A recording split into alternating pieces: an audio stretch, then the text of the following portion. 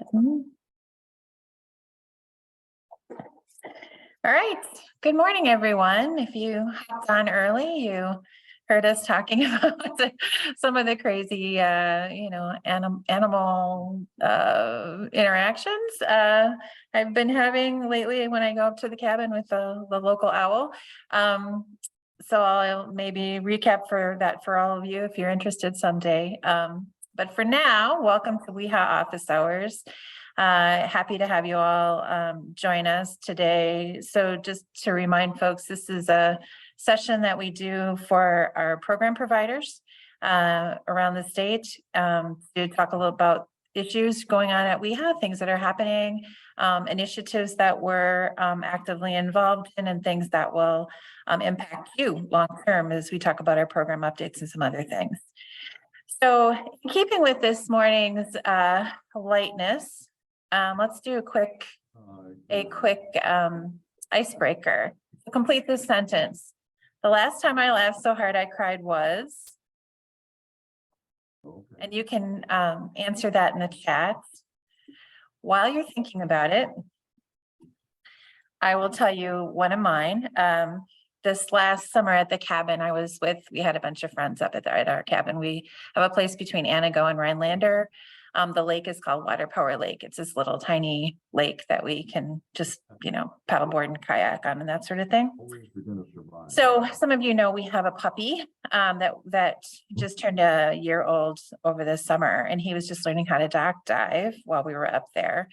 So my one friend decided she was going to take a little paddleboard ride. We all sit in our chairs on the dock and, have coffee or cocktails or read magazines or whatever.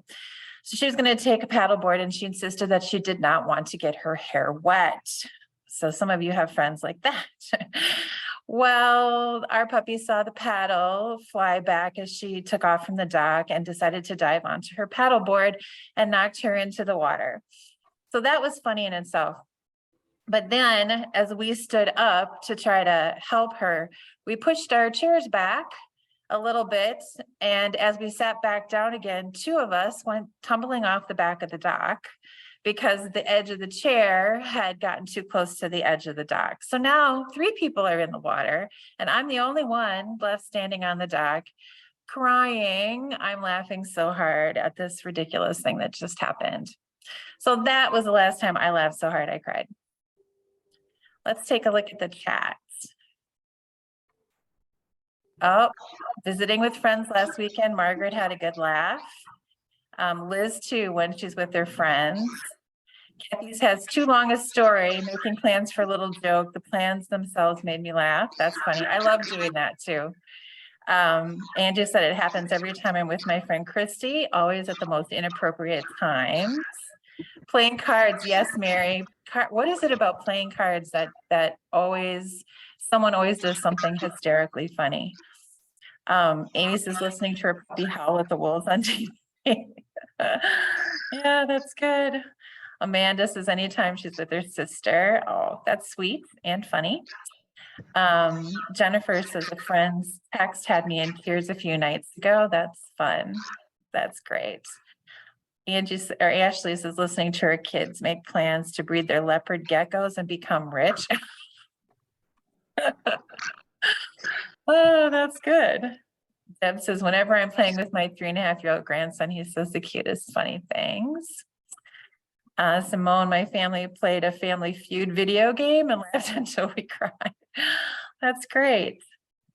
That's great, everyone. Thanks for sharing some fun stuff. I know this time of year can be challenging for people as we're all, working really hard to, get ready for the holidays. Work can be stressful. We tend not to get enough sleep sometimes when we're working so hard. So we at WIHA are really big believers in taking good care of ourselves and modeling what healthy aging looks like by taking good care of ourselves. So I encourage everyone as we kind of move into the holiday season to really do that for yourself. Drink lots of water, get as much sleep as you can, eat well when you can. I know this isn't always the time of year that makes that real simple to do, but exercise and take time for yourself and really, really be intentional about taking care of yourself while you're planning for the holidays and, taking care of everybody else. So with that, we'll move forward. Next, I want to, I'm going to stay here for a second. Next, I want to introduce two new staff members. I think most of you had seen that we we had two positions available and we're looking for folks, and we have hired those people. So I'm very excited today to introduce Suzanne Schreiner, who is our falls prevention program coordinator. As you know, Shannon Myers, who had been our falls prevention person, took a new position, and we're still in contact with Shannon, so we're excited for her and pleased that she's been able to help us with this transition. So Suzanne joined us on November 7th, so it hasn't even been a full 2 weeks yet for Suzanne. So I'll ask her to, well, you see her now, I'll ask her to unmute and say hello. Hi, everybody. Super excited to get started with WIHA and work with you a little bit closer. Yeah, so tell us a little bit about your background, Suzanne. Yeah, so I spent the last 5 years as a community health specialist, so essentially a health educator in Adams County, which is where I currently live. So if you're not familiar with where that is, north of Wisconsin Dells, south of Wisconsin Rapids, so somewhat central Wisconsin. Small rural community, did a lot of coalition work and just community health promotion and prevention work. I went to school in Stevens Point for health promotion and wellness. I did a lot of stuff with mental health in my previous position and with my internship. A lot of stuff around physical activity and nutrition and alcohol and other drug abuse, childcare, things like that. So really excited to work on a different project with falls prevention, learning a lot already in the last week and a half. So I'm really excited to work with WIHA. Great, thanks. We're looking forward to working with you too. We did have a sort of staff retreat, so we could all sort of see each other in person this past week, which was wonderful. I encourage you, as another way of taking care of yourself, to see people in person as opportunities arise, because it really does make a difference when we're able to be together sometimes.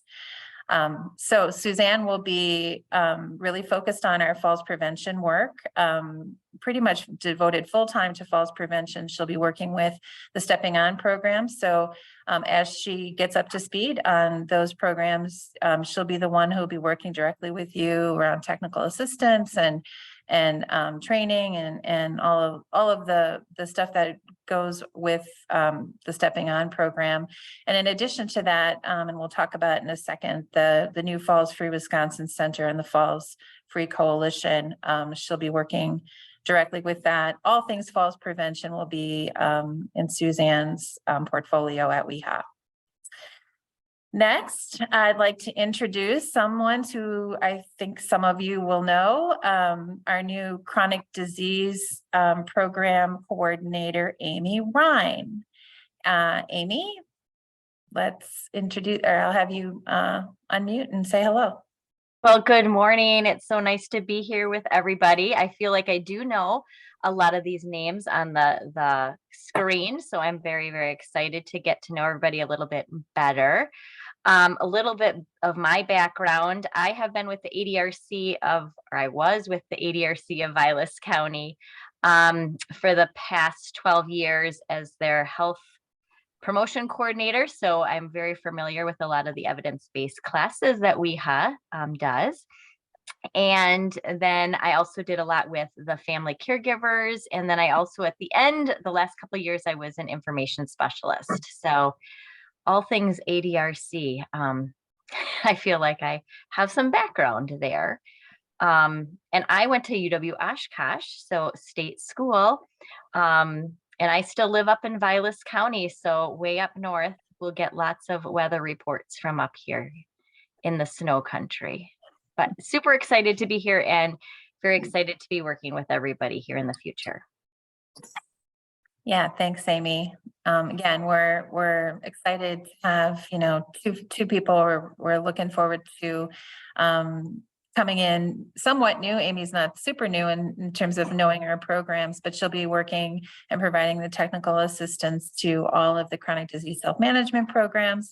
So from healthy living with diabetes, living well, the mom program, healthy living with chronic pain. So all of our chronic conditions related programming will be in Amy's portfolio. So this is a position that's a little bit new to WIHA in that we've broken it apart from what Jill Rankin had been doing, and she will be focused a little bit more on creating or developing relationships with program providers, both in Wisconsin and nationally.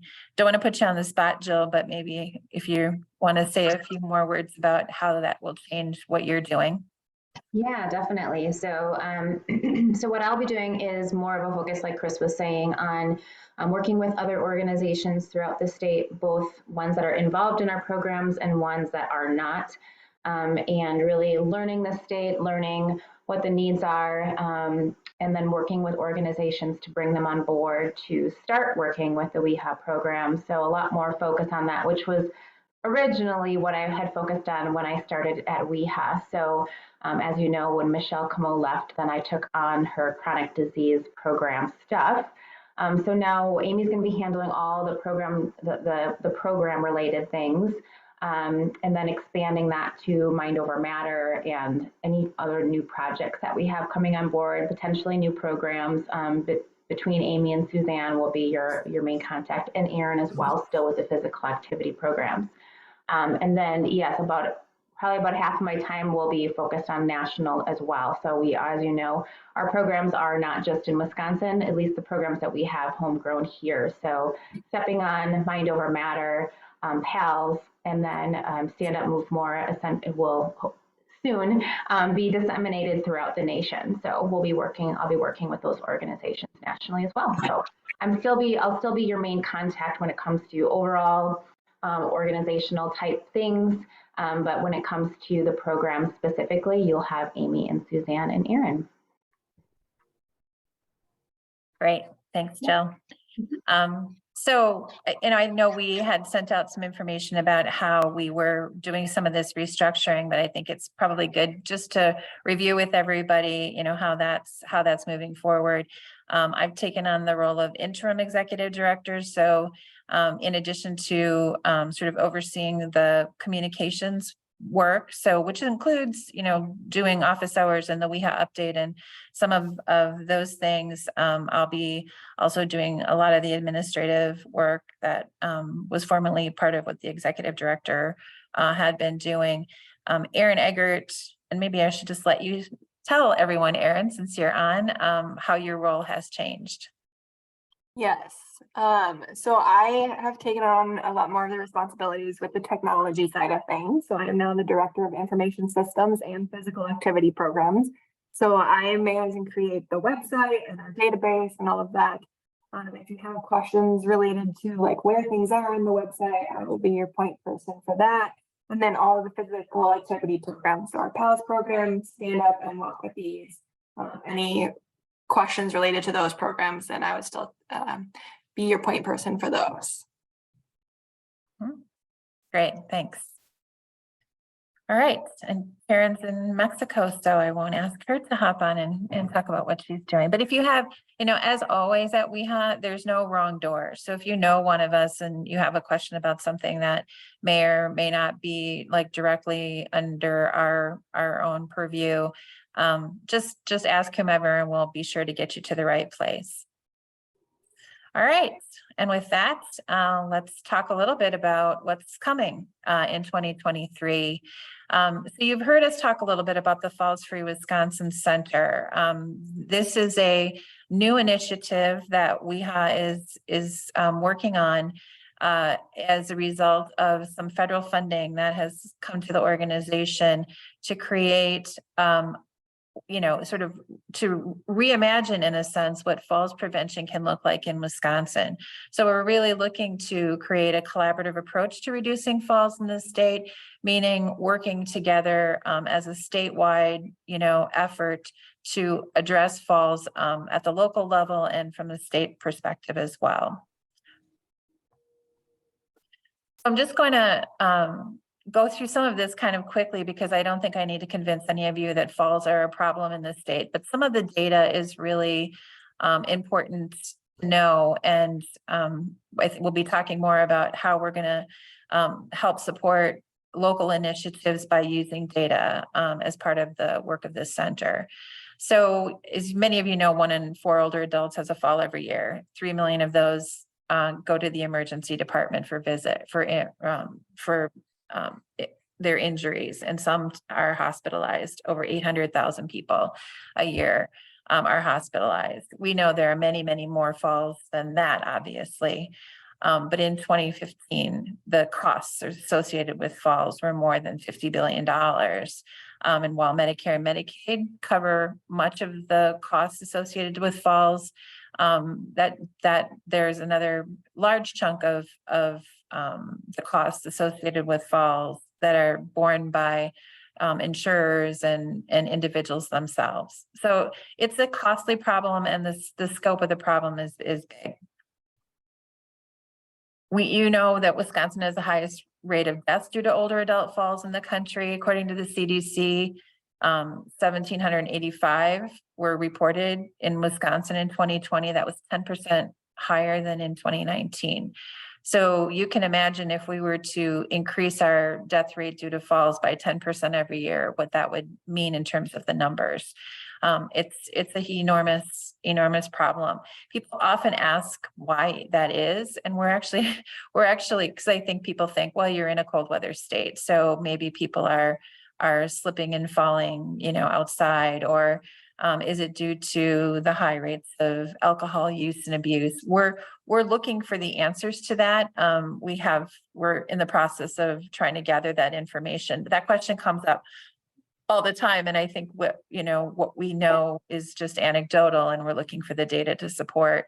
What is it about Wisconsin? It could also have to do with our rates of reporting and how we report falls, as that's not necessarily uniform across the country. There were 43,000 ED visits in 2021 due to a fall for those who are 65 and older in Wisconsin. That's 12% higher from 2020. Why does this matter?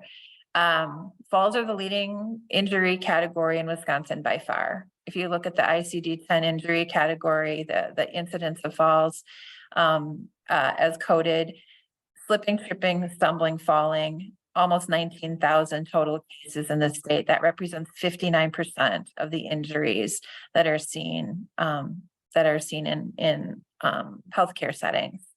So it's, as you look at the other categories, the next closest one is car crashes, basically 4,300 of those. That represents 13% of the injuries. So by far, it's not even close. By far, falls are the number one injury category that healthcare providers are seeing. Older adult falls represent a high percentage of EMS calls. Also, we're going to be getting hopefully some statewide data on this, but as an example, the Oshkosh Fire Department saw 1,746 calls. That was 20% of all of the calls that the Oshkosh Fire Department responded to were due to falls. 46% of those fell more than once, so multiple falls. And people who fell 5 or more times accounted for 29% of the calls from fallers. So that's a lot of falls, and the Oshkosh Fire Department has done a lot to address this locally. I recognize this as being a enormous challenge when it comes to the number of falls that go on related to falls. Hey, Chris, there was a question in the chat real quick. I'm wondering if you can answer that. What's the age range on older adult that we use for that data? Well, I'll try, I should try to cite that. I think generally it's 65 and older. The CDC data is 65 and older. Some of the other data hasn't identified it, but I would, put it in the 60 to 65 range and older. So I'll try to be more clear about that. This piece that you're looking at here represents all ages falls. So it's not just older adults, but falls of all ages, predominantly older adults though. So the injury locations, and this is as a 2021 with the sources, the DHS Division of Public Health. And again, you can see by far, falls are happening in private residences. So in the homes of the individuals, again, not even close. The data is really clear that most people are having falls at home. So why is WIHA doing this? So about WIHA, we're a statewide nonprofit organization. Why we're taking this on is that as the national license holder for the Stepping On and Pasando Fuerte Falls prevention programs, WIHA, has been working in a very focused way for a long time on falls prevention and the many factors that relate to falls. We're also the convener of the Falls Free Wisconsin Coalition, which I'll also mention in a minute a little bit more in detail. But that's why WIHA is sort of taking this lead approach. There had also been a while back at the state DHS, there had been someone who was dedicated to falls, and they had convened a statewide falls prevention initiative. That hasn't been happening for a while, so we recognize that there was a gap there that we felt WIHA could play a role in filling. So that's why. So this Falls Free Center, and what does this kind of look like? We're really looking at creating a virtual space that consumers and their families and professionals can find falls prevention information, strategies. So not just here's what you need to know about falls, but some strategies for reducing falls or reducing your risk for a fall. Programming. So we will be working toward pointing folks to the programs that are available to them in their local communities, and then motivation. And I think this is often something that can be challenging to figure out how to come up with, but we recognize that it's more than just telling people, here's, you're at high risk for a fall, and here's some information that will help you better understand how to reduce your risk. We also want to help motivate them and create incentives in a sense, their own, feelings of wanting to reduce their falls risk. So that always feels like the connector. Like sometimes we know there's a lot of information out there about falls. What we want to do is be able to bring that information to people and help motivate them to want to act in their own best interest when it comes to reducing local falls. One of the things we're thinking about is creating like a virtual home walkthrough, because again, we're looking at the data and saying if most falls are happening at home, how are they happening at home, and what can we do to help people in more than just a printed way, like, you can read, strategies for reducing, the hazards in the home, but what can we do to kind of bring that to life and create sort of a virtual home walkthrough that would identify in-home falls hazards and how to eliminate them. We're talking about, so these are ideas. This is just what we think and what we would like to be able to do, but we're talking about how we might create something like that we could then gamify potentially. Maybe there's a good reason to, if it becomes something that people can play, but that they also learn by doing, that might be more incentive for them to want to do it because it can be both fun and informative. So we're noodling around that idea. I haven't seen anything quite like that anywhere. So it feels like a resource or a tool that we could create that would be filling a need.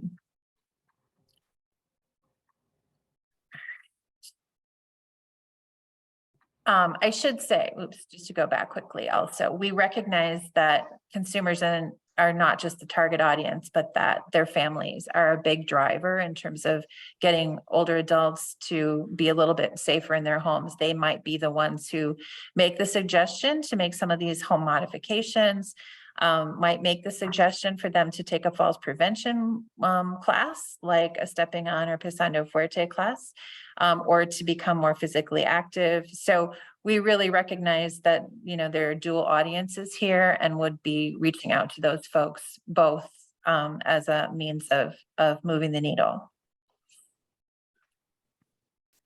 So how does this impact health systems? How health systems and managed care organizations and others relate to the center?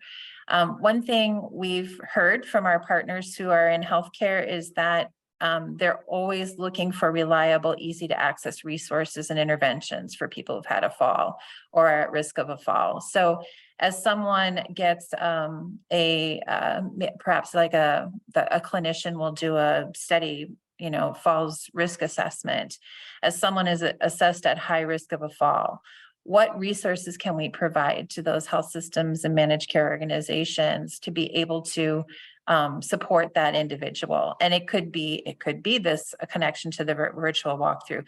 Many of them are referring into physical therapy and other things, and all of those things are great. What else can we provide that will be easy to access and easy to use for people who have had a fall and want to be able to reduce their risk? So we're looking to them to help us identify like what kinds of resources. Much of this content is developed. It's available in a variety of places, but how do we need to adjust it or adapt it in such a way that it's easy to access and use for clinicians? We also want to be a source of best practices for systems development for clinicians to address falls. So what does that look like in term, you know, everybody sees that falls are a huge problem. They're seeing people coming into the ERs. What types of systems can we help support or help the creation of to make those systems better in terms of people getting access to interventions as they are identified? So are there systems development pieces that we can help play a role in or be a repository for, so other, you know, clinicians can find those resources and be able to adapt them and replicate them in their own communities? Does someone have a question? No. Okay. And then with public safety. So I know, as we all know, and we've demonstrated here, ambulances and EMS folks and fire department folks and even police are in some ways intersecting with people in communities who are falling. So what can we do to support them as we recognize their interactions with people who are at high risk of falling? So again, we want to look to provide these easy access resources and interventions for people who have fallen, and again, be a source of best practices for systems development for public safety professionals. And we're starting to do that already. For some of you, we recently had a couple of different webinars. One focused on, you know, different innovative interventions that are going on around the state, but we talked about in Brown County, where they have a system in place for being as EMS encounter someone who's fallen in the home, for there to be a very easy HIPAA compliant referral system to the ADRC, so that in the past that had been a barrier to, they've been able to leave behind information, but then the onus is on the person who's fallen, who may not have been transported to a hospital, say, or to the ER, to make a call and do something. So in this case, the referral can happen automatically to the ADRC with that person's consent, rather than asking them to have to make a phone call. So that sort of eliminates one of the barriers to people accessing support. So, I mean, I think that that's just one way. I think we're looking to, again, be a kind of a repository for some of the best practices that are currently out there, and to be able to provide even a little bit of technical assistance or connections for communities that want to do better and different when it comes to public safety and falls prevention. All right, I'm kind of looking at the chat too. And then for community partners, and this is you all, you know, we want to have this virtual space where professionals can find these tools, printable versions with customization options. And as you know, we do that already with a lot of our programs. So how can we create this and give you access to other tools, like perhaps the virtual home walkthrough, and other things that you can then share out with consumers in your area. We're also committed to creating a data mining and sharing capacity sort of to help folks make the case for falls prevention initiatives in your own community. This is something we've heard from people a lot, that it can be challenging to do falls prevention programming that has a cost associated without being able to demonstrate the need or the costs that are incurred when people are having a fall. So we want to be able to create something that communities and our partner organizations can easily access or contact us for, to be able to provide the kind of data you're looking for to make the case to do your own local falls prevention efforts. So that's an area that we've worked in a little bit in the past, but we want to create a little bit more robust system of being able to, you know, amplify the costs and the incidence of falls, you know, really be able to demonstrate what the scope of this is and what its impacts are, both when from in the healthcare community and the public safety community, and for costs overall. So we want to be able to help you make the case and drill that data down into something that matches your own community. And, you know, we'll be talking more about that, but that's the idea, is that we can help you build the case. And then provide resources and technical assistance for local or state groups to launch their own falls prevention efforts. And we're already starting into that as well.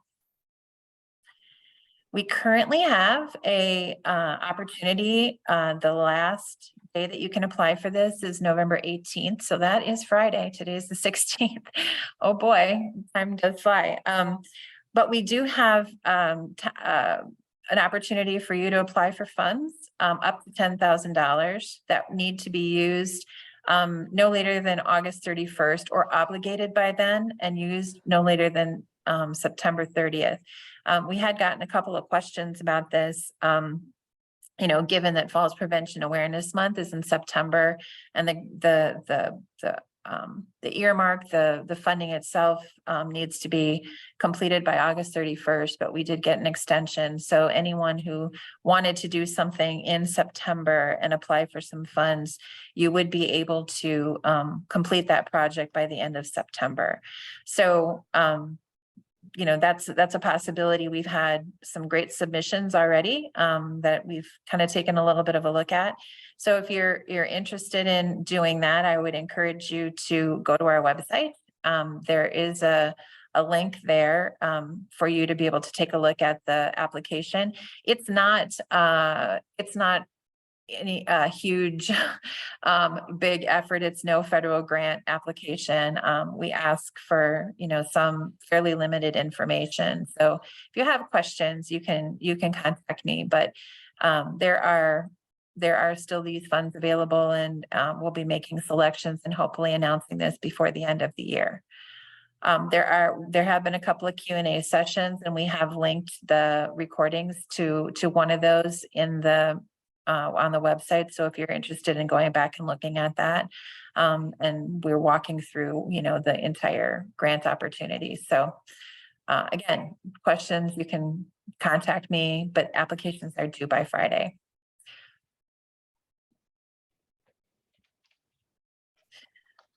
So, and lastly, lastly, but not leastly, part of what the Falls Free Wisconsin Center is really going to be doing is helping to support the dissemination of falls prevention evidence-based programs and practices also, such as stepping on a Pisando Fuerte.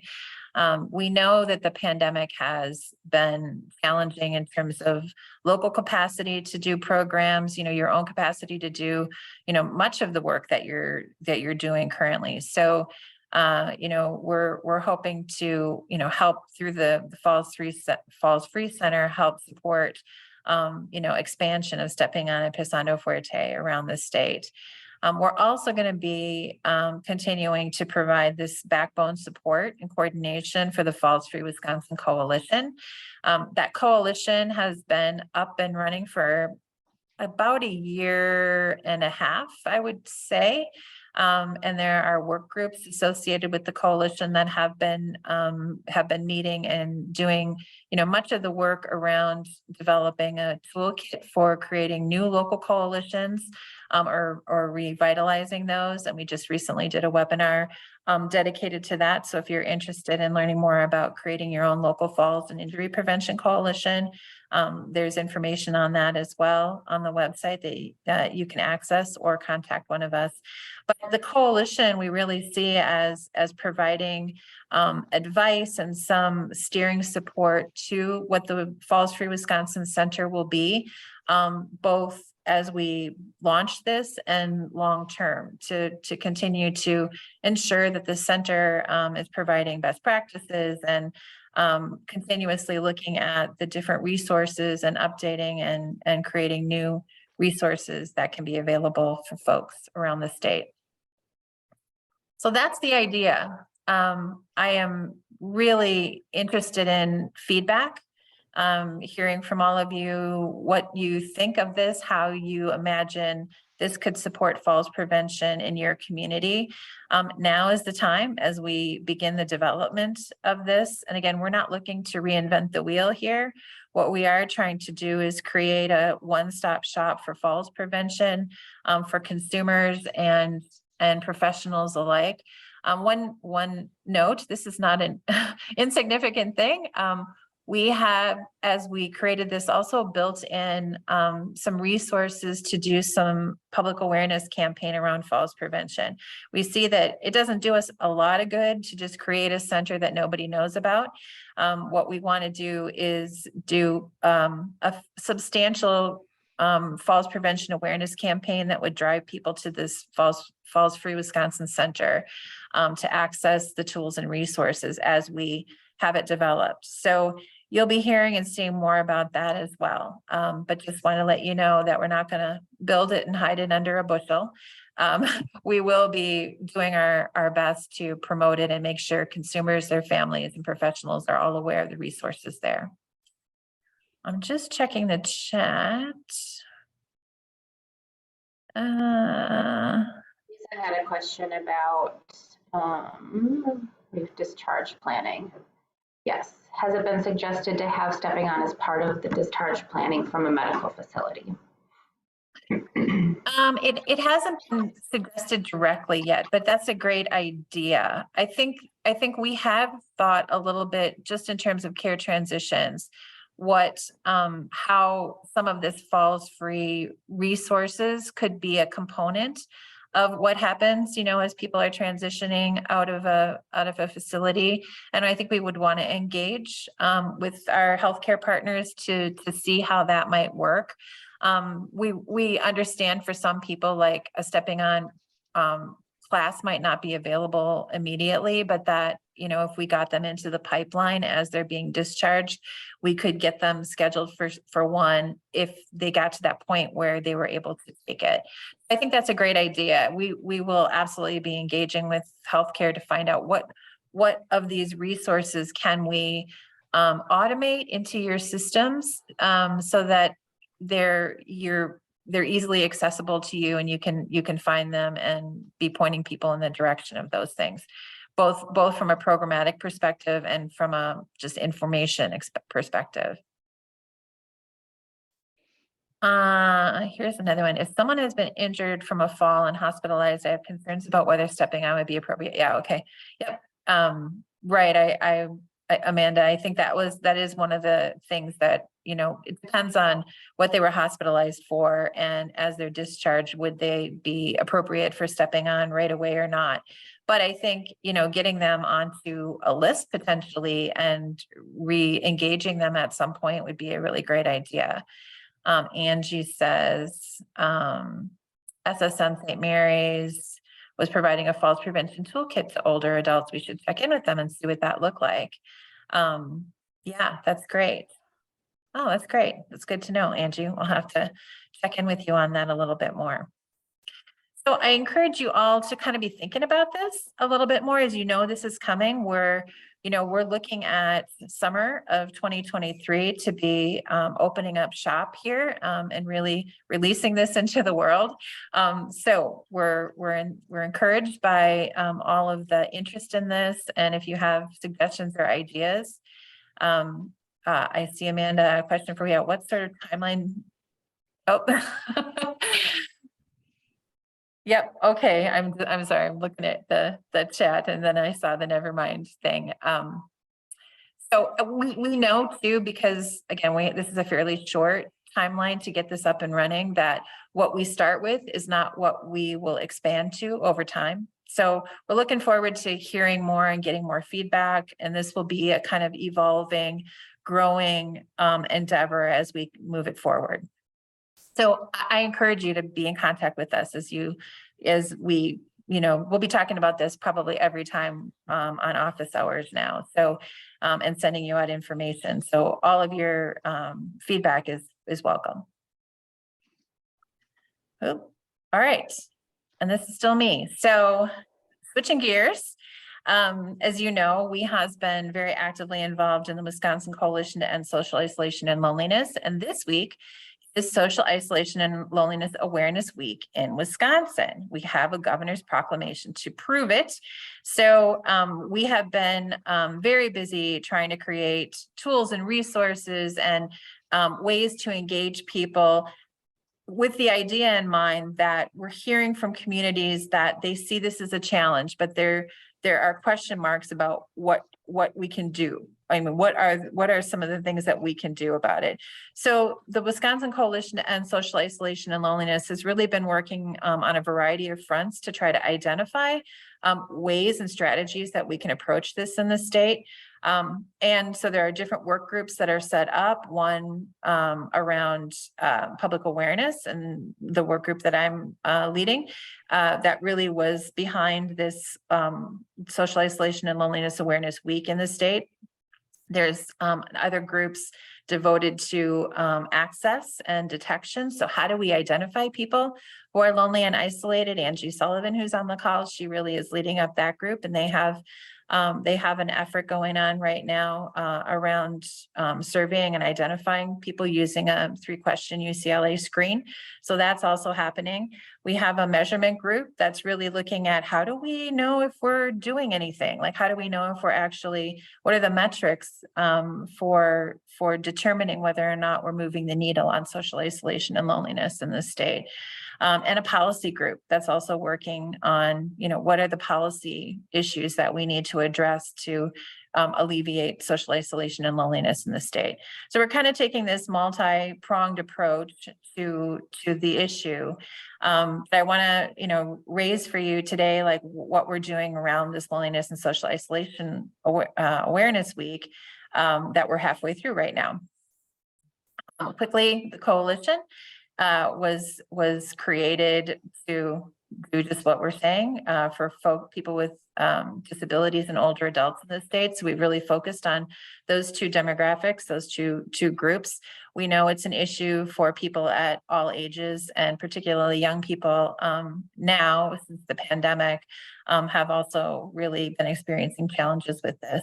It was established in 2020, so we've been around a couple of years now, going on our 3rd year in 2023.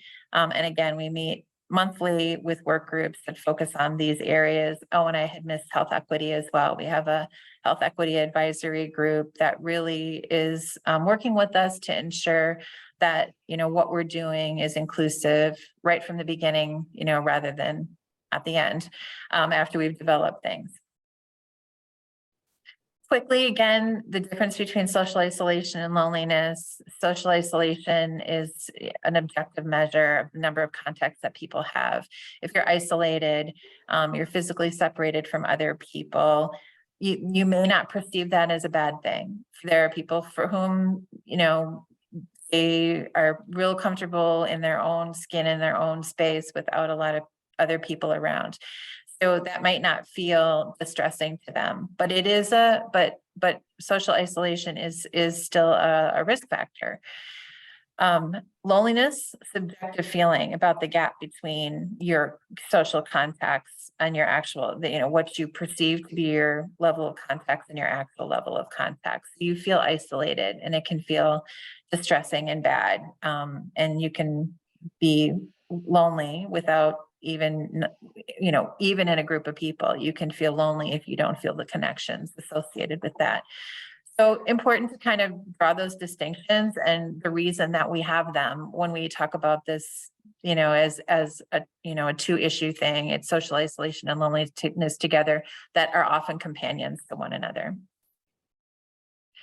Again, just quickly, why this has become such an issue is because of the public health impacts surrounding it. There are physical impacts, so you have a higher rate of premature mortality, greater incidences of cardiovascular disease, type 2 diabetes, immune and respiratory illnesses, all associated with loneliness and social isolation. Economically, there are costs associated with including lower productivity and Medicare spending increases, cognitive decline. So there are, cognitive issues and certainly mental health and behavior health issues, including higher rates of depression and anxiety. So again, I think for a long time, this is not new. Loneliness and social isolation have been around, forever. We're just understanding now that there are public health impacts associated with it, which is, I think, why you're hearing so much more about it and the big push behind looking for ways to reduce people's incidence of this. So what we're doing, we've already held one webinar, Engaging the Community in Volunteerism. That happened yesterday, but that webinar has been recorded. So if you're interested in going back and hearing about it, it really focused on the bi-directional value and impact of volunteerism, that the people who volunteer really do are able to develop connections with something and feel purposeful at the same time as they're providing a community benefit, depending on, what the volunteer activity is. And again, a lot of the focus for us here is encouraging people and encouraging communities to reach out to people in their community they think might be lonely or isolated. And sometimes we don't know that, but it doesn't hurt to sort of assume that everybody might fall into that category and reach out, to folks, hoping that some who are lonely and isolated will engage with this, but to reach out with volunteer opportunities. Sometimes people need to feel that they're needed. Sometimes people are looking for something that provides them with purpose, and then at the same time may provide connections to other people based on the volunteer activity they're doing. So that was really the impetus behind identifying volunteer opportunities that we can engage people in. The second is tomorrow, so you can still register for this, initiatives and innovations to impact social isolation and loneliness. So we're going to talk about, some of the stuff that's happening nationally. Again, we don't want to reinvent the wheel. Like a lot of these tools and resources have been developed at the national level, even certain things with the state coalition that's happening at the state level. And we know there are even things happening locally. So we really want to, raise awareness of some of those things, predominantly, I think, at the national level, that are easy for people to access right now. And then have some discussion about what's happening in local communities. We'll be doing some breakout rooms to have conversations about that, just to make sure people are finding ways to engage with that. Because what we're hearing mostly from communities is just help us figure out what we can actually do as a community organization to try to impact this. So I encourage you, if you haven't, you can find this on the WIHA website, the link to the registration for this. I encourage you to come on tomorrow or access the recordings as we get those put up on the site. We've also, as you know, we are want to do here at WIHA, we've created a variety of different graphics that you'll see already deployed on WIHA's Facebook page, but others are doing the same. Try to give a few different looks of some of these, so encouraging people to volunteer in a variety of different ways. We wanted to create resources that might resonate in different communities. Encouraging people to reach out for a ride or provide a ride. Oftentimes this is the thing that keeps people isolated, is they don't have ways to get to things. So encouraging people to do that in their communities. Encouraging to think about the things that they like to do and reach out and find people who also like to do those things. Chances are in most communities, if you like to, as these people are doing, do art things, there are other places where you can connect with people who enjoy doing the same thing. Another way to build connections. Same here, same idea, different hobby. And then lastly, how's your neighbor? Like encouraging folks around this time of year, especially, but beyond also, to come up with different ways to connect with people in the community that they suspect might be lonely or isolated, and give some suggestions for that. And we have a couple of different, whether it's virtual, whether it's in person, but we have a couple of different ways that you could utilize these things. Those are all also available on the site.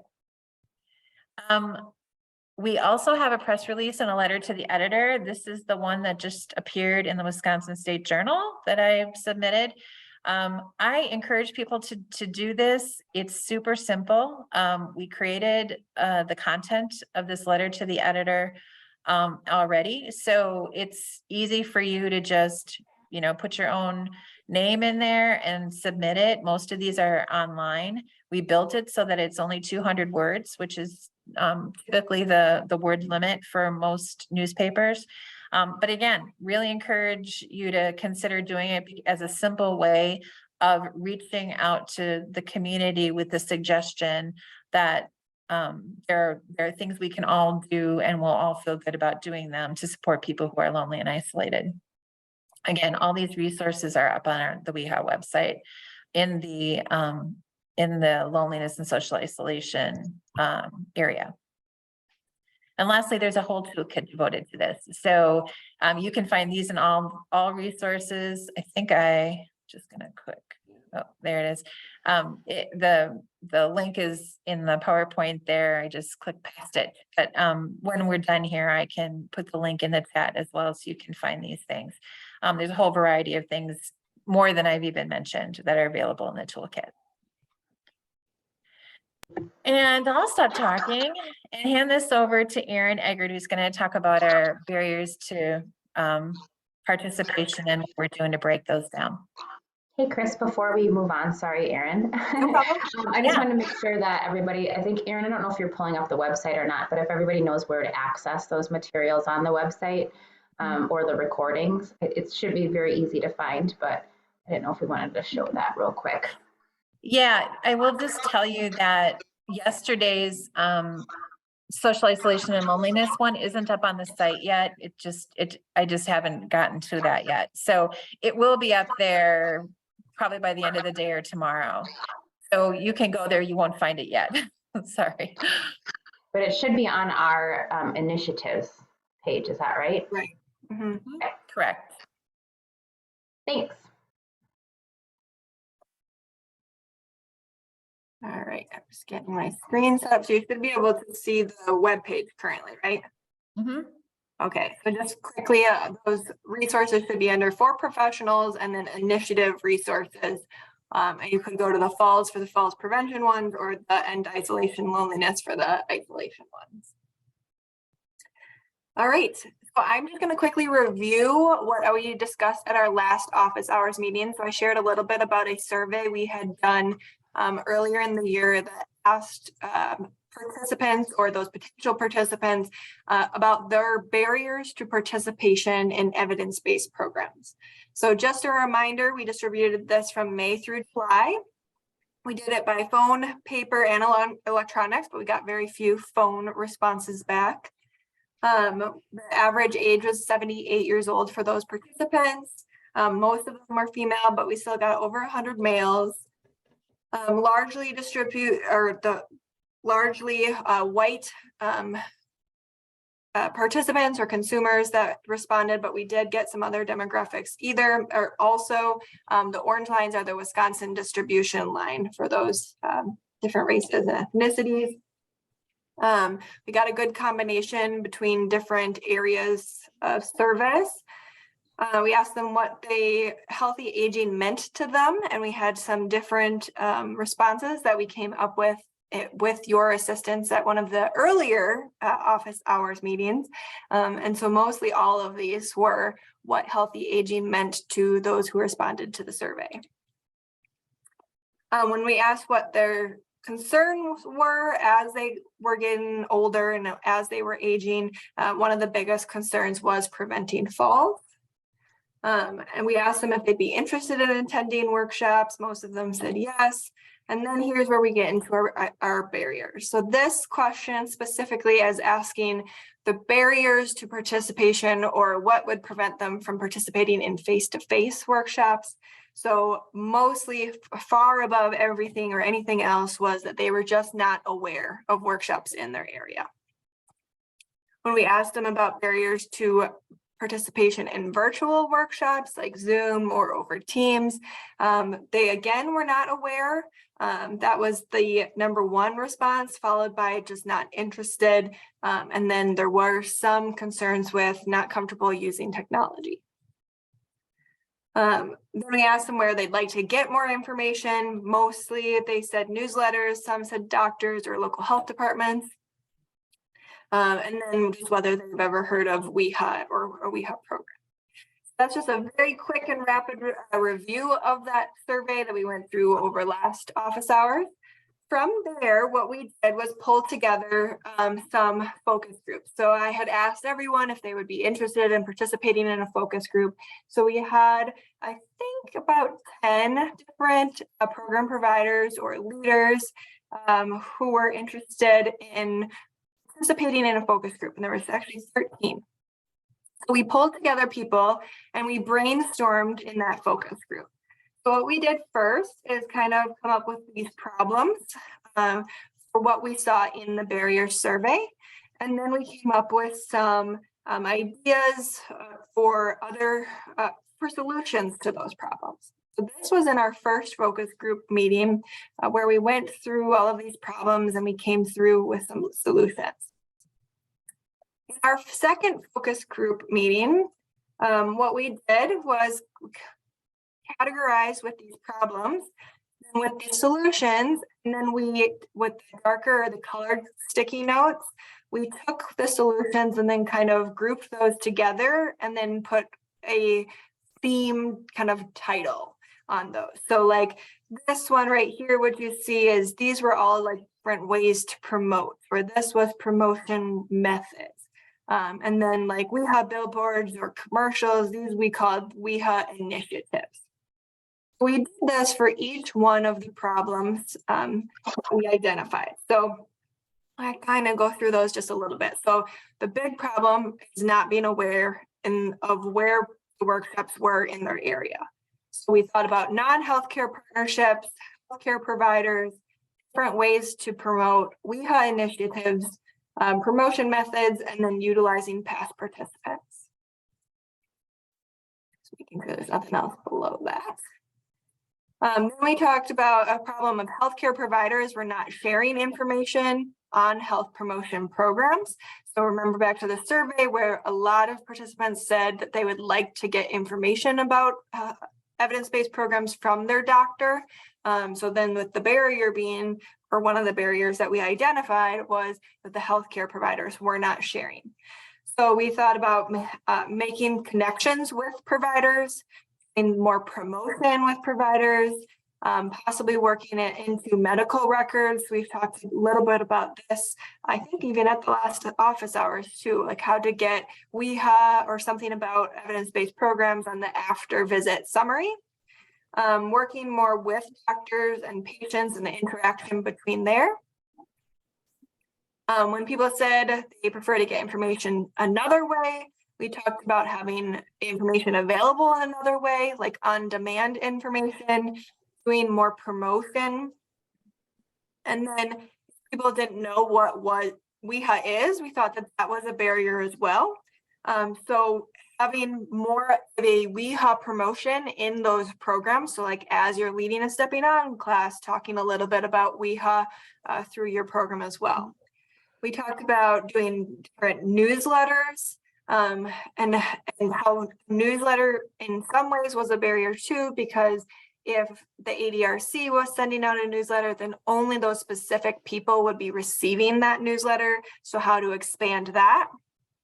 We also talked about doing in-person advertisements or presentations, and then having WIHA advertisements like commercials or billboards or different WIHA social media pages, things like that.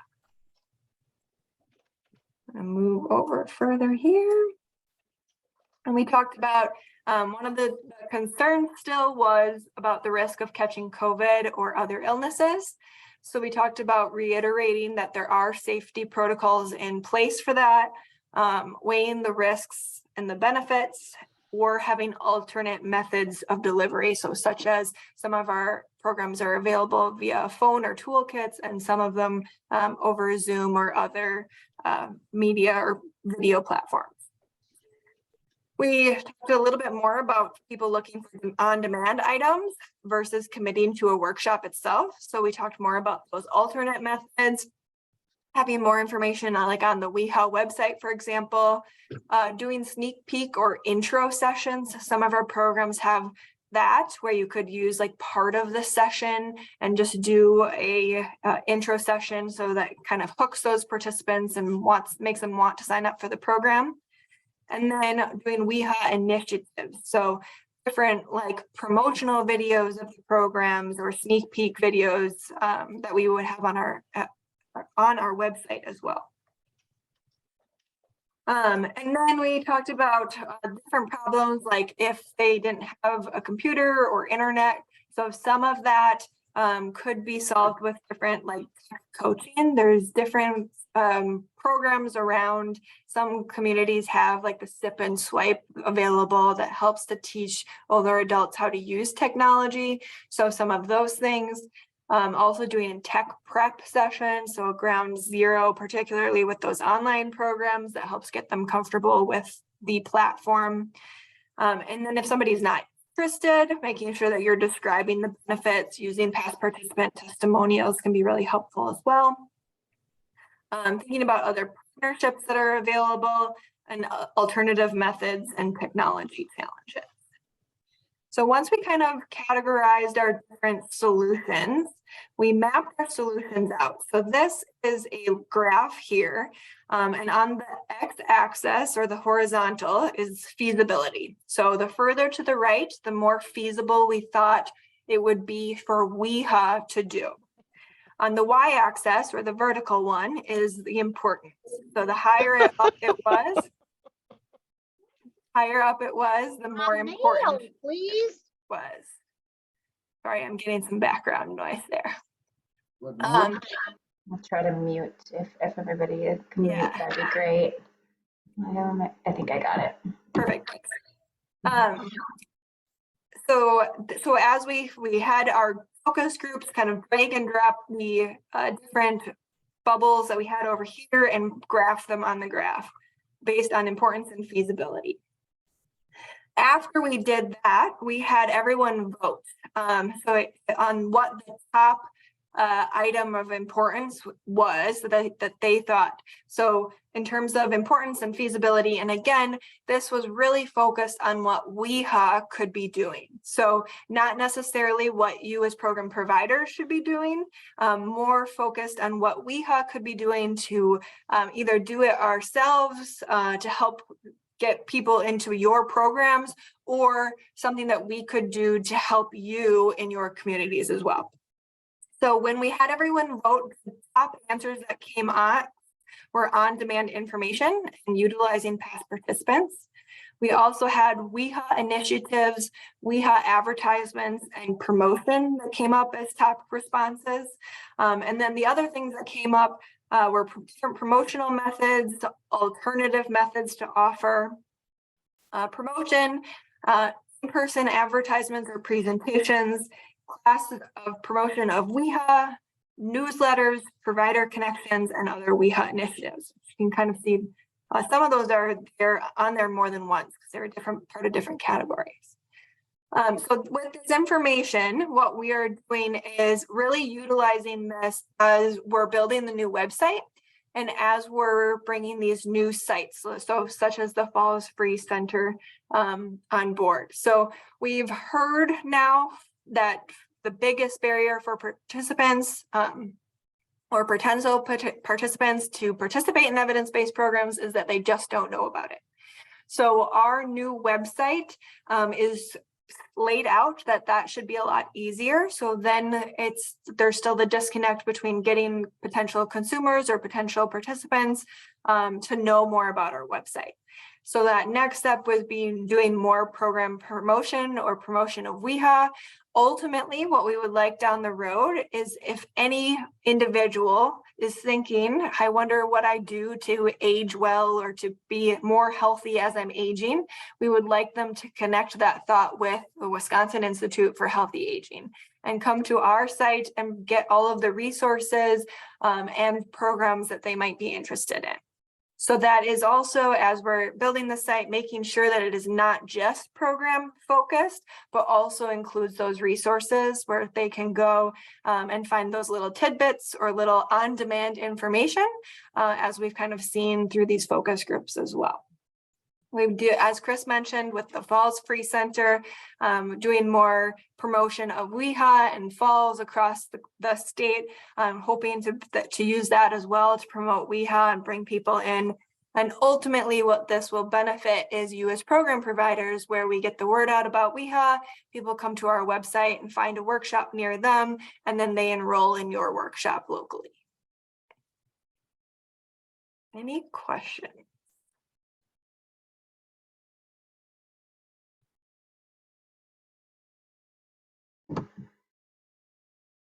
Don't think, oh, there's one question in the chat about the survey, wondering if it's on the WIHA website or where they can access those results. So the survey was shared at last office hours. So it is on the For Professionals, News for Professionals.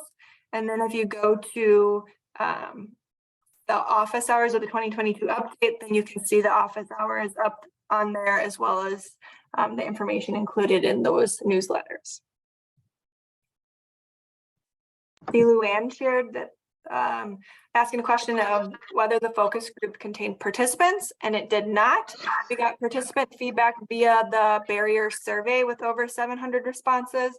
The focus group was really focused on program providers. But yes, the program providers were statewide. Excuse me. Great. Thanks, Erin. Yeah. And keep the questions coming. All right. I'm gonna reshare my screen here. So again, this is in essence reiterate some of what you just saw. You know, we're trying to learn from the barrier survey what it is we can do to help support the program providers and, you know, increase the numbers of folks who are, you know, really prepared for, ready to take an evidence-based program. Again, we know the pandemic has continued to impact your ability and your capacity to do programs. So we see our role is supporting you in that and trying to create new means of recruiting folks and increasing the supply of programs at some point down the road.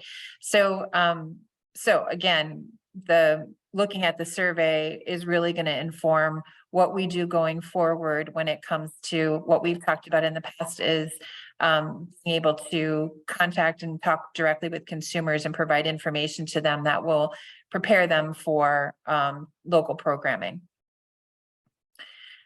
So short-term challenges, or short-term, what we're doing is coaching and technical assistance to provide support to the virtual program. We continue to do that. The consumer barriers to participation survey, and we worked on a recruitment pilot with specific program providers to try to increase the numbers of people for specific programs that they were putting on.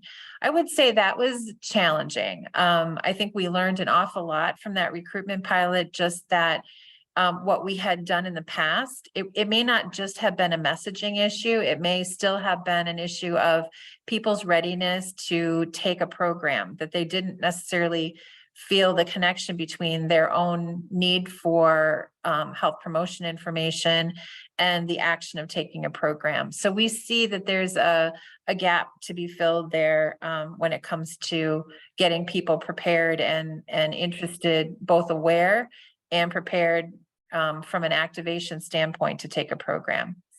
So, but again, long-range strategies, we're looking to increase demand for programs, but also supply of programs. Those are two places where we see that we have a role to play long-term.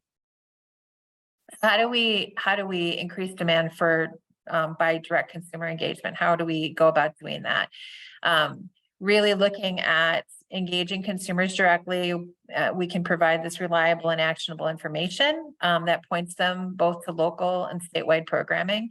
So as we have opportunities for people to do programming virtually online, and it's a program that isn't offered locally, we want to provide people access to that. By doing that, we increase people's ability to take a program that may not be available to them where they live.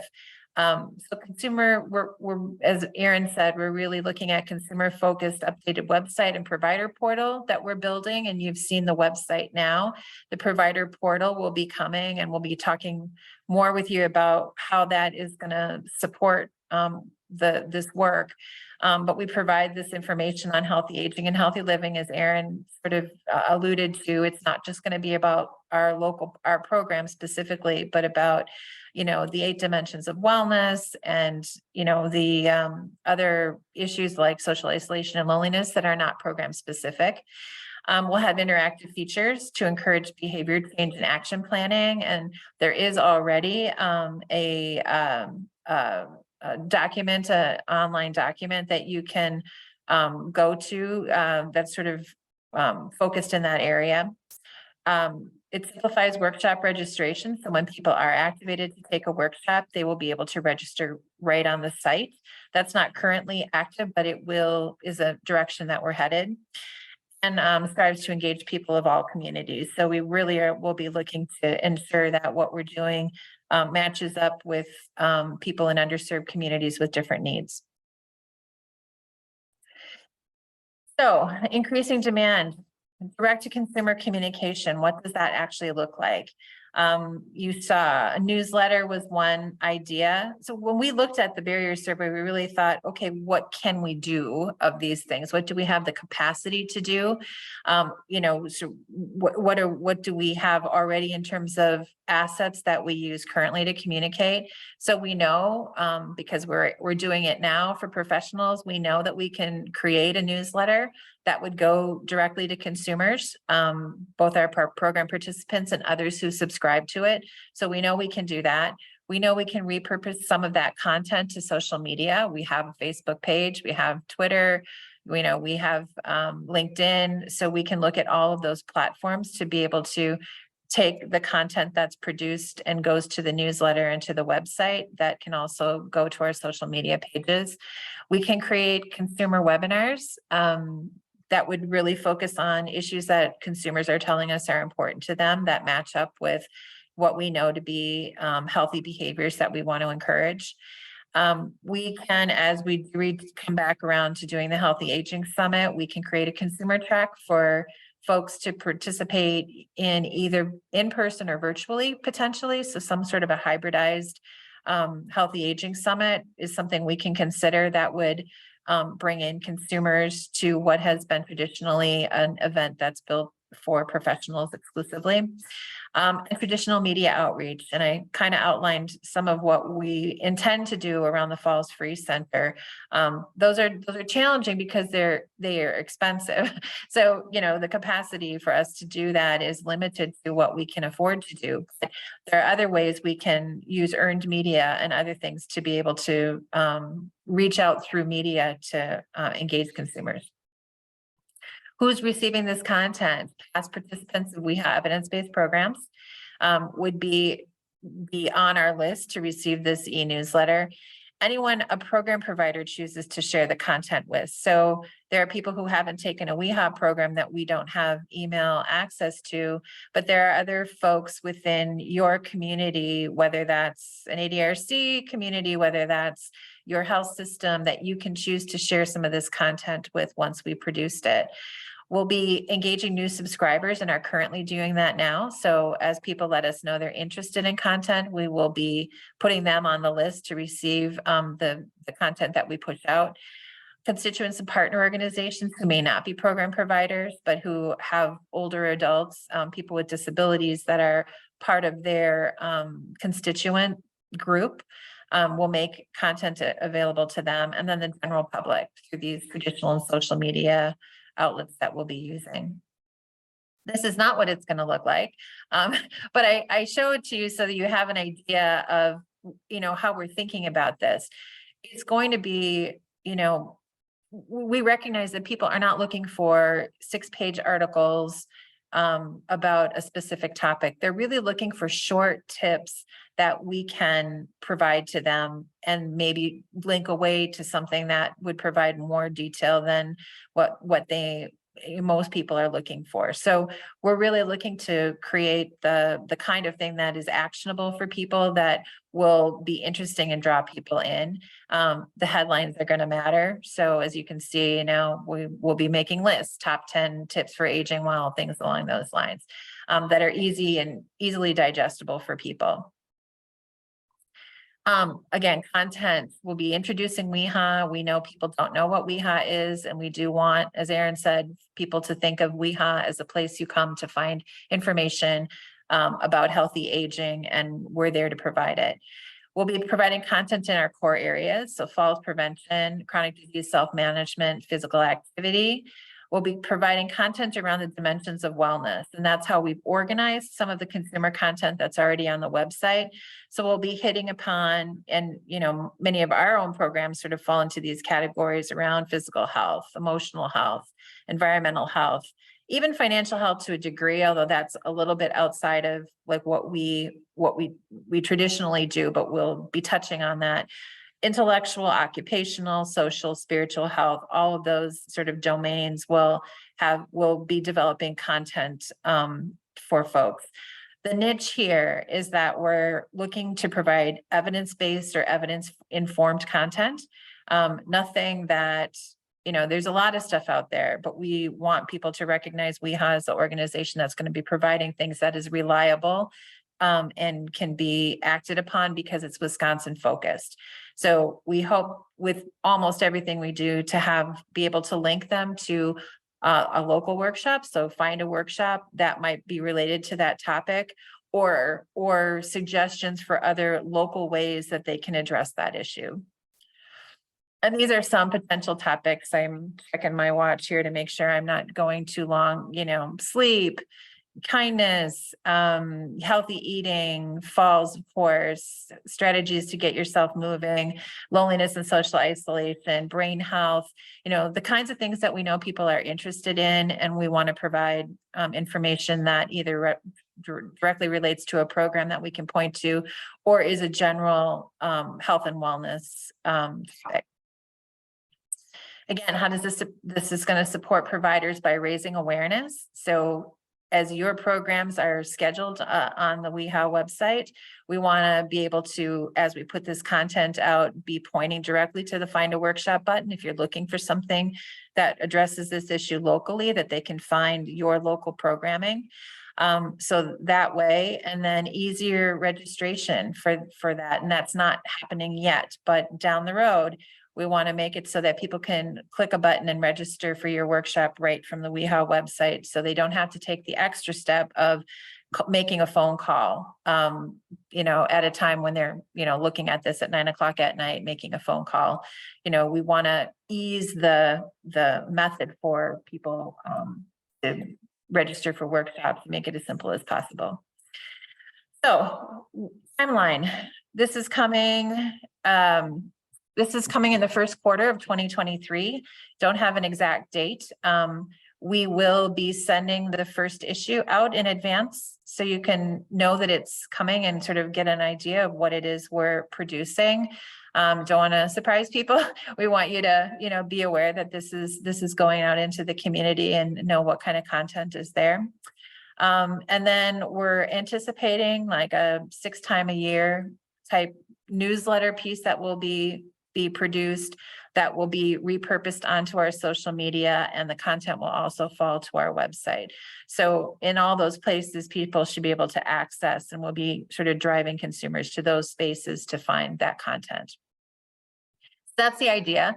I know we've talked about this in the past, but realize that just because we talked about it with you one time doesn't mean that like you really, it's really real for you yet until we are producing something that you are able to see.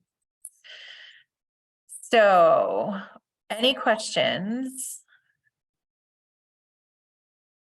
You'll probably have more questions as we get a little bit closer to having this ready for you. So just wanted to make sure that this is top of mind. And with that, I am going to turn it over to Jill for our program updates. Awesome. Thank you, Chris. And as you can see, we have a lot going on in our Healthy Aging Network. So thank you all for everything that you're doing on the local level. And we are excited for your participation in all of these new initiatives. So on the program front, when we're talking about what we're doing when it comes to the curriculums of the programs, I'm just going to give a quick update. So I'm going to stand up and stretch and listen to me. It'll be about 5 minutes. So I'm going to run through these kind of fast. So for the chronic disease self-management program, so Living Well, Healthy Living with Diabetes, and Healthy Living with Chronic Pain, as well as the Spanish versions of those. We have, over the past 3 years, gone through some significant curriculum updates.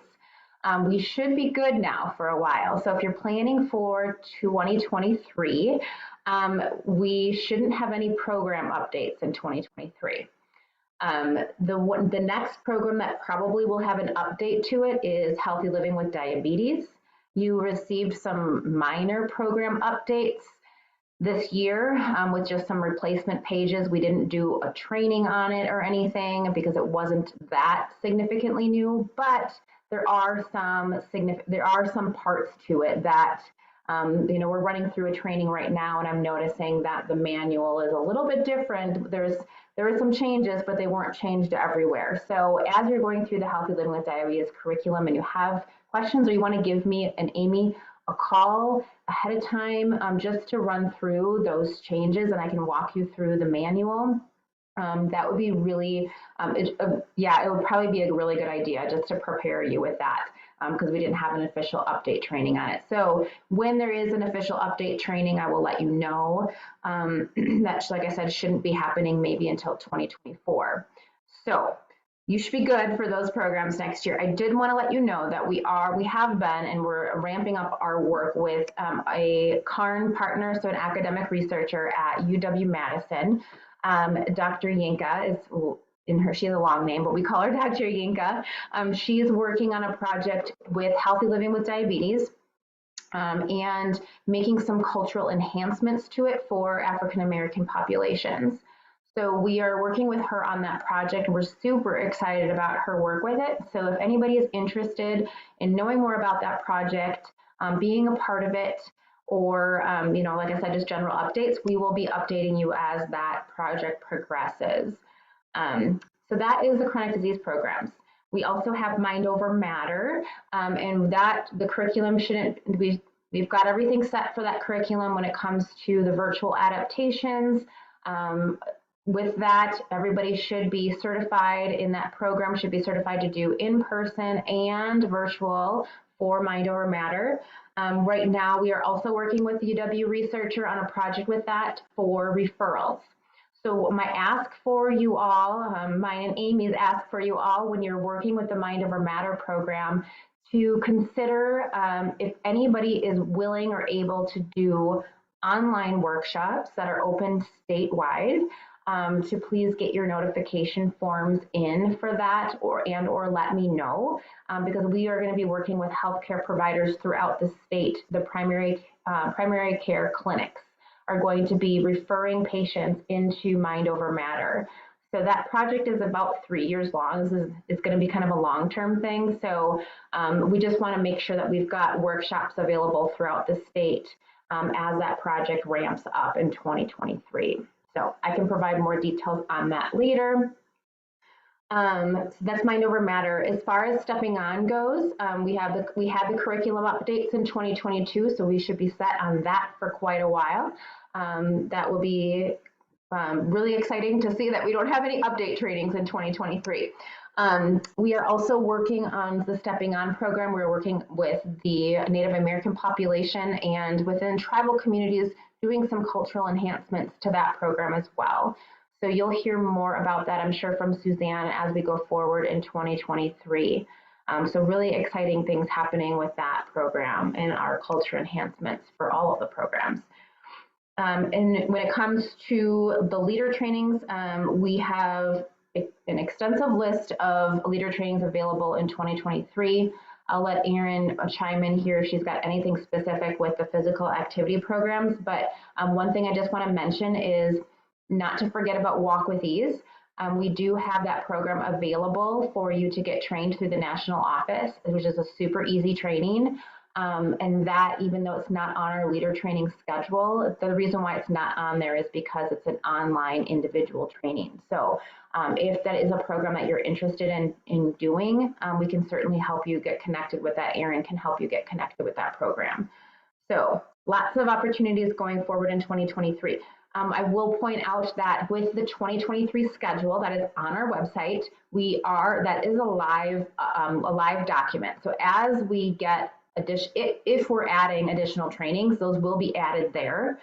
So keep checking back to see, or you can let one of us know if you're trying to see if we're going to schedule any more, if it looks like it or not, just let us know and we can give you an update on that. But we did schedule an additional Stepping On leader training in February. So that was not originally on the training list, but now it is. So again, that's in February. That's coming up really quickly for any of and we have a Living Well coming up in February also, I believe.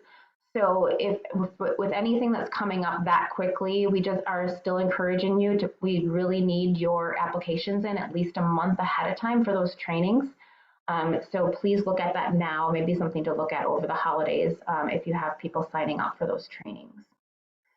Remember that there's a general interest option for the trainings as well. So if you have somebody who you want to get trained, but the training schedule doesn't look good for them or whatever, please still have them fill out a leader training application and select general interest, because that is how we can track what the demand is for trainings. Also letting us know is a good option as well. Okay, I think that's all the really major important updates. The last thing, I want to spend a little bit more time on it, maybe in a future WIHA updates call, but I really want to talk a little bit about, and I think I've mentioned it briefly this year, but really focusing on fidelity for the programs. We have had several policy changes from the National Office for the CDSME programs. Where we are really needing to, now that programs are available telephone for some of the programs, excuse me, online for most of them, and in person, that we're really needing to make sure that under our license agreements that we are keeping true to fidelity when it comes to leader certification. So please check and make sure that your leaders are staying up to date in their certifications. With most programs, that means one workshop per year with each workshop or each program that they are certified in. So if you have any detailed questions on that, our staff is willing and able to help you with that. We've got a document on our website also, of course, that lists those qualifications, but we aren't going to be able to give extensions to people when it comes to the leader certifications, at least not as generous as we were able to do during the pandemic or during the heat of the pandemic. So with that said, I will just leave it there if anybody has any questions on it. But we really thank you. And we see so much effectiveness with the programs when people are keeping up their certifications. We would love to have everybody just continue to offer the programs, even if they didn't do a workshop. We would love that. We don't like telling people that their certifications are lapsed.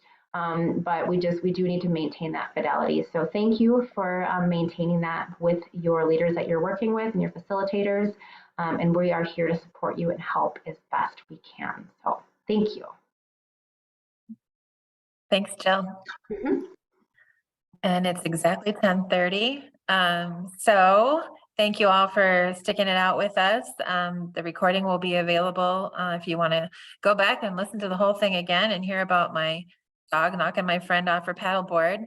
But have a great rest of the week, everyone, and a great Thanksgiving. We sure are thankful for you all and all you do. So thanks much. Have a great week. Take care. We'll see you again soon. Thank you. Bye, everybody.